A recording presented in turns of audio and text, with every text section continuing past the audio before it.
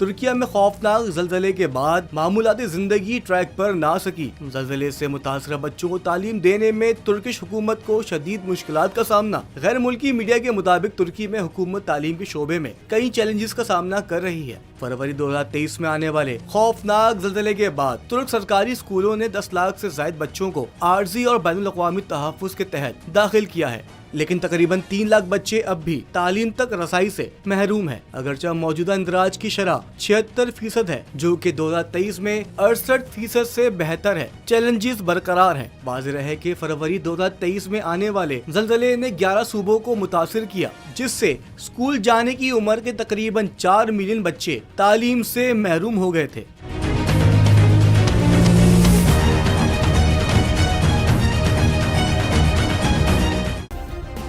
Subscribe करें और bell दबाएं ताकि कोई खबर रह न जाए।